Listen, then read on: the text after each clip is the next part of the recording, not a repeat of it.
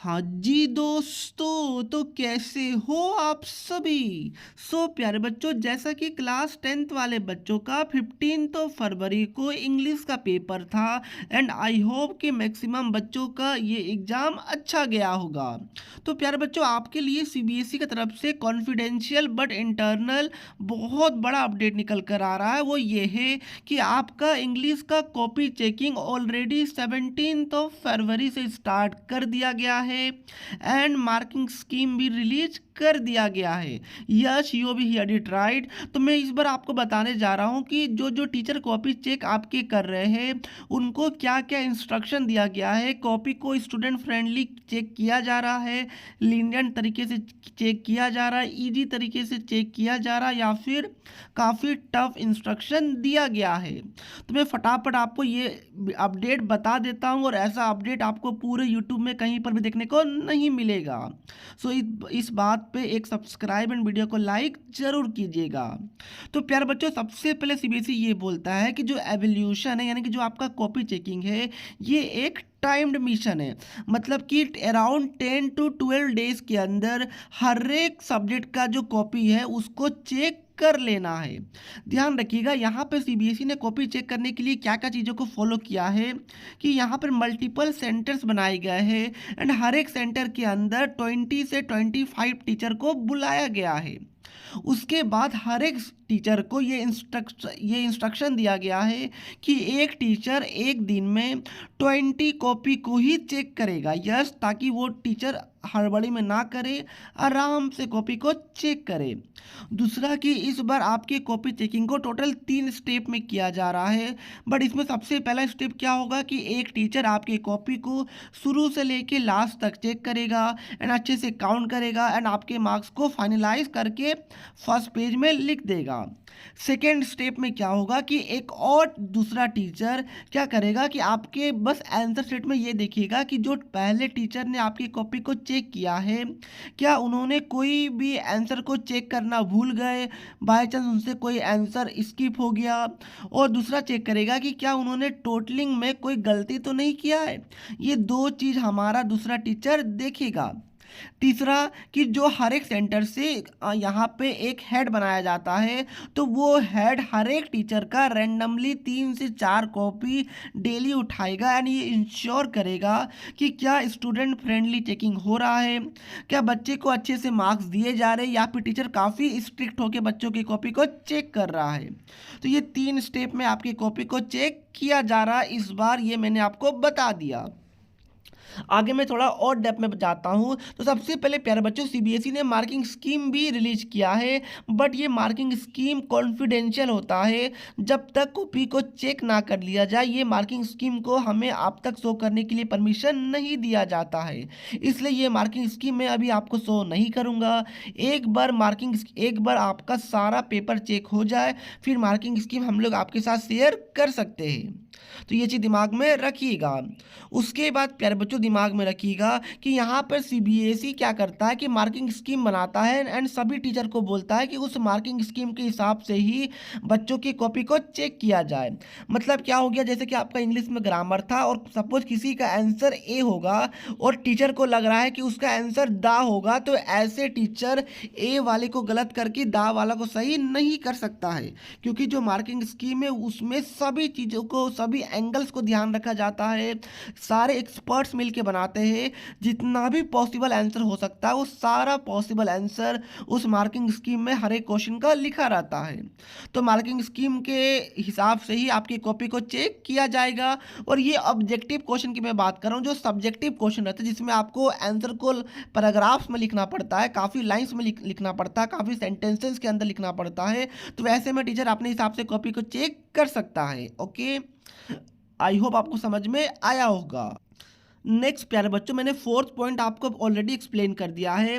तो fifth point क्या बोलता है कि सपोज कोई क्वेश्चन आपका 5 मार्क्स का है, 3 मार्क्स का है, तो जो स्टेप मार्किंग है वो क्वेश्चन के राइट साइड में होगा एंड लेफ्ट साइड में जहां पर आपने क्वेश्चन नंबर लिखा है वहां पे उस क्वेश्चन में आपको टोटल कितना मार्क्स मिला है वो लिखा जाएगा। ओके, यहाँ पे नेक्स्ट ये बहुत ज़्यादा इंपॉर्टेंट है, जो आपके लिए 8 वाला पॉइंट है। इसमें ये लिखा हुआ है कि अगर कोई बच्चे ने एक्स्ट्रा क्वेश्चन को अटेम्प्ट किया है तो आपका जो बेस्ट स्कोरिंग आंसर है उसी पे मार्क्स मिलेगा। ये बहुत अच्छा सीबीएसई का एक फैसला है। मतलब क्या हो गया, सपोज कि क्वेश्चन नंबर 10 के अंदर आपको ऑप्शन था कि या फिर ऊपर वाला ए वाला अटेम्प्ट कीजिए या फिर नीचे वाला बी वाला अटेम्प्ट कीजिए। सपोज कि कोई बच्चे ने दोनों क्वेश्चन को अटेम्प्ट कर लिया, तो उस केस में क्या होगा, सपोज कि आपको ऊपर वाले में 5 मार्क्स में से 3 मार्क्स मिला है एंड नीचे वाले में आपको 5 में से 5 मार्क्स मिला है, क्योंकि टीचर दोनों आपके आंसर को चेक करेगा। तो जो आपका ज़्यादा वाला स्कोर है उसको काउंट किया जाएगा एंड इसी को काउंट करके आपको इस वाले क्वेश्चन के अंदर 5 आउट ऑफ 5 दिया जाएगा। यानी कि अगर आपने एक्स्ट्रा अटेम्प्ट किया है तो जो बेस्ट स्कोरिंग आंसर होगा उसी में आपको मार्क्स मिलेगा। सपोज कि आपने 10th का क्वेश्चन है जिसमें एक ही क्वेश्चन है, आपने इसको 2 बार अटेम्प्ट कर लिया है, तो टीचर दोनों बार उस आंसर को चेक करेगा एंड जो बेस्ट स्कोरिंग रहेगा उसी पे मार्क्स मिलेगा। तो ध्यान रखिएगा, आगे वाले सब्जेक्ट के लिए ये आपके लिए इंपॉर्टेंट है कि सपोज कभी कभी क्या होता है कि मैथ्स में ना बच्चे को डाउट होता है, बहुत सिली डाउट होता है कि अरे ये फॉर्मूला में प्लस था या फिर माइनस था। तो उस केस में अगर ये प्लस और माइनस आपको याद नहीं आ रहा है और आप पूरे कंफ्यूज हो गए हैं, तो अगर आपने एक गलती किया तो आपका पूरा आंसर ही गलत हो जाएगा, पूरा आपका लास्ट तक आंसर नहीं आएगा। तो उस केस में आप एक स्मार्ट वर्क कर सकते हैं कि आप लोग क्या कीजिएगा कि स्टार्टिंग में आप लोग प्लस लेके बना दीजिएगा और एंडिंग में वही क्वेश्चन को एक बार आप लोग माइनस लेके बना दीजिएगा। तो टीचर क्या करेगा, दोनों आंसर को चेक करेगा, जो सही वाला है उसी पे आपको मार्क्स दिया जाएगा। तो ये आपके लिए एक ट्रिक है जो काम आएगा आगे सारे आने वाले सब्जेक्ट के अंदर। ये मैंने प्लस और माइनस में से एक एग्जांपल दिया है। ऐसा कुछ भी आपको डाउट होगा तो आप 2 बार अटेम्प्ट कर सकते हैं, कोई दिक्कत नहीं है। दूसरा प्यारे बच्चों की अगर कोई क्वेश्चन में इंटरनल चॉइस दिया हो रहेगा, 2 में एक अटेम्प्ट करना, और आपको डाउट है किसी एक में या दोनों में थोड़ा थोड़ा डाउट है तो दोनों भी अटेम्प्ट कर सकते हैं। बट ध्यान रखिएगा ये तभी कीजिएगा जब आपके पास प्रॉपर टाइम होगा, तो टाइम को देखते हुए ही आप लोग ये चीज़ को कीजिएगा। शुरू में डबल अटेम्प्ट मत कीजिएगा। ओके, अब इस चीज़ को दिमाग में रखिएगा कि इसमें ना एक ट्विस्ट है। ये वाला जो आप देख पा रहे हैं ये ग्रामर में लागू नहीं होता है, ये ओनली सब्जेक्टिव क्वेश्चन में लागू होता है, ऑब्जेक्टिव में लागू नहीं होगा। फॉर एग्जांपल आपके ग्रामर में बोला गया है कि 12 क्वेश्चन में से 10 क्वेश्चन को अटेम्प्ट करना है। अगर कोई बच्चे ने 12 का 12 क्वेश्चन को अटेम्प्ट कर लिया तो उस केस में क्या होगा कि जो स्टार्टिंग के 10 आपने अटेम्प्ट किया होगा वही टीचर चेक करेगा और उसमें जितना मार्क्स आपको आ रहा है वही मार्क्स आपको पूरा दिया जाएगा। एंड जो लास्ट के 2 रहने वाले उसको टीचर क्या करेगा, इग्नोर कर देगा, चाहे सही हो तो सही, गलत हो तो गलत, उससे मतलब नहीं है। तो ऑब्जेक्टिव क्वेश्चन में ये वाला रूल लागू नहीं होता है बेस्ट वाला, बट सब्जेक्टिव क्वेश्चन के अंदर लागू होता है। तो ये चीज़ को दिमाग में रखिएगा आने वाले सब्जेक्ट के अंदर भी।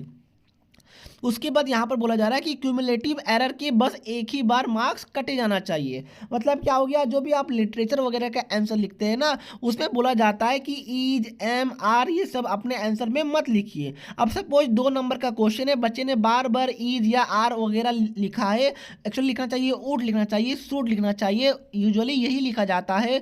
बट कोई बच्चे ने अगर ईज एम आर वगैरह लिख दिया है, सपोज बच्चे ने अपने आंसर में 4 बार आर लिखा है, तो उसको 4 गलती नहीं माना जाएगा बल्कि एक ही गलती माना जाएगा, क्योंकि सिमिलर गलती आपने 4 बार किया है। तो कुमुलेटिव इफेक्ट ऑफ एरर इसको बोलते हैं।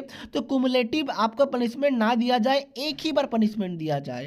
तो ये आपके लिए इम्पॉर्टेंट है। तो दोस्तों यही सारा इंस्ट्रक्शन है जो टीचर को दिया जा रहा है, और ये भी इंश्योर करने के लिए बोला गया टीचर को कि स्टूडेंट फ्रेंडली कॉपी चेकिंग हो, बच्चों के फेवर में जितने मार्क्स हो सके उतने मार्क्स दिया जाए, लीनियंट तरीके से कॉपी को चेक किया जा रहा है, तो आपको टेंशन नहीं लेना है।